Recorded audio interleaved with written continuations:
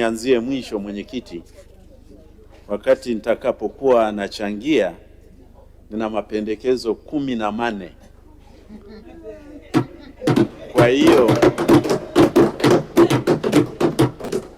Kwa hiyo Mheshimiwa Mwenyekiti, ukiniona nafika la 10 unajua nakaribia kumaliza. Mheshimiwa Mwenyekiti, ni kwamba na waheshimiwa wabunge, hii wizara tunavyoongelea dira ya 2050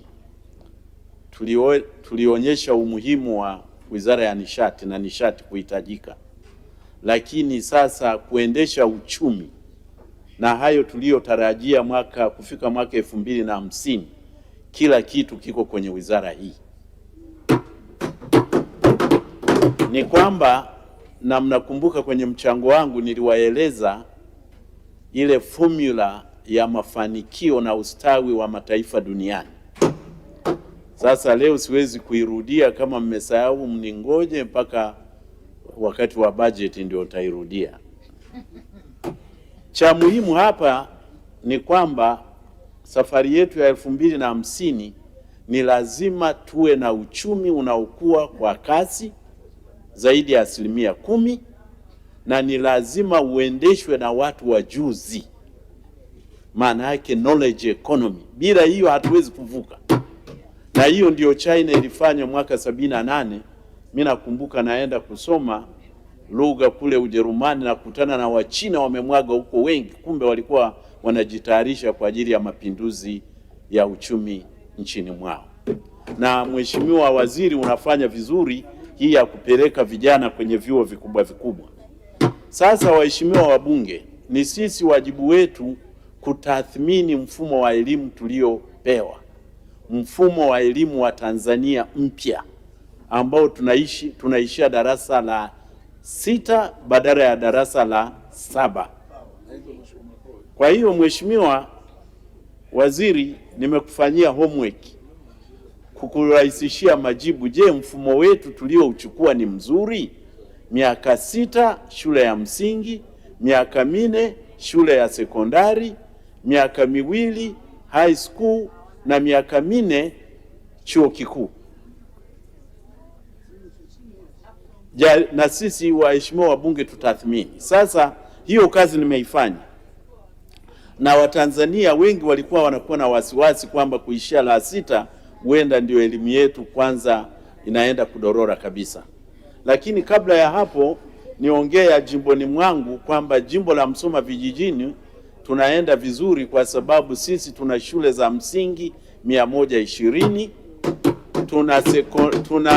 tuna sekondari 32, halafu tuna sekondari ya amali 1, na sasa hivi tunajenga sekondari kila kijiji.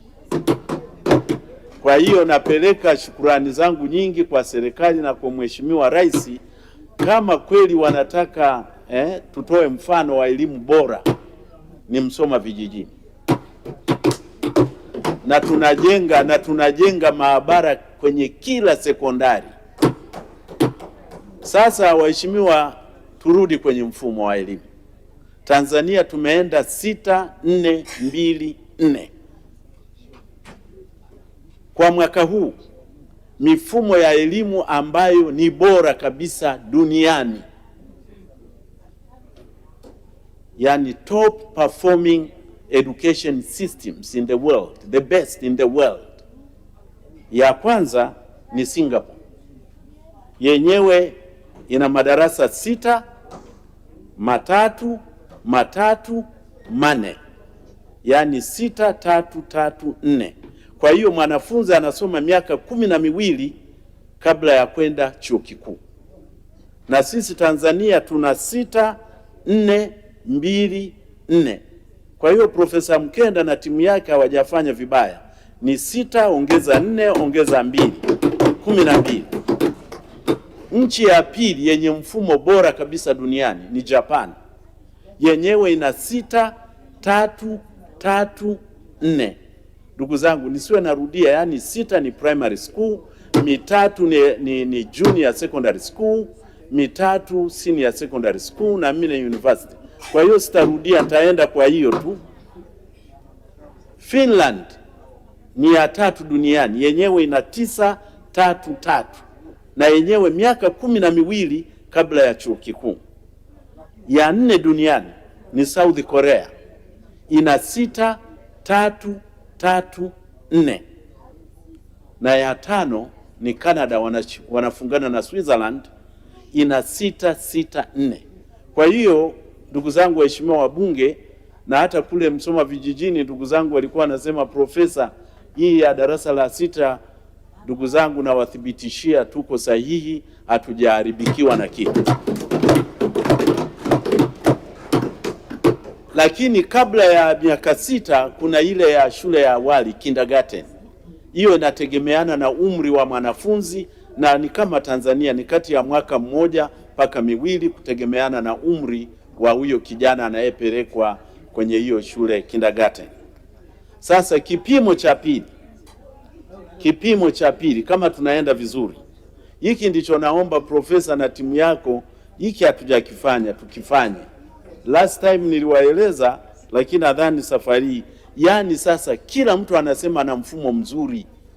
Sasa upi mfumo mzuri zaidi ya mwingine kimataifa?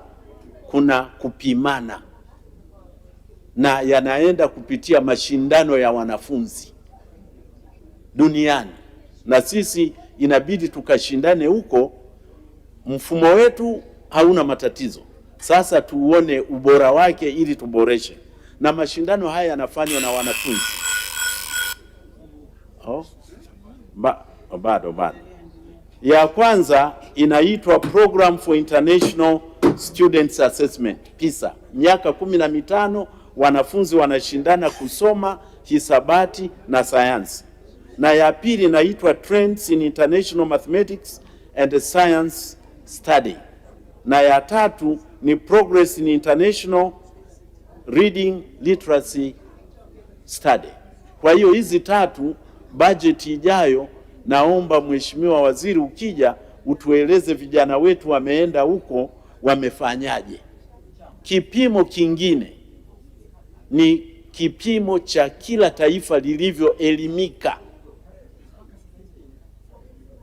The most educated countries in the world. Kwa mwaka huu 2026, ya kwanza ni Canada.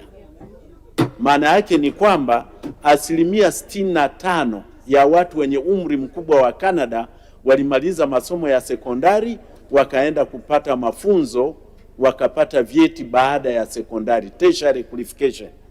Ya pili ni Ireland, ya 3 ni South Korea, na ya 4 ni Uingereza, na ndio mtindo tunaotumia. Uingereza 54% ya watu wenye umri kati ya miaka 25 na 64 wameenda kupata masomo zaidi ya masomo ya sekondari. Kwa hiyo hii wa Tanzania naye tujipime tertiary qualifications kama tunazo. Kwa hiyo hatujaenda vizuri, hatujaenda vibaya. Sasa naanza mapendekezo. Pendekezo la kwanza, kwa mwaka huu wa fedha 25-26 tuna wanafunzi toka form 1 mpaka form 6 ni milioni 300.43, milioni 3.43. Mheshimiwa Waziri, napendekeza angalau 50% ya hao wanafunzi wawe wanasoma masomo ya science. Pendekezo la pili, tujenge maabara kwenye shule zetu zote za sekondari.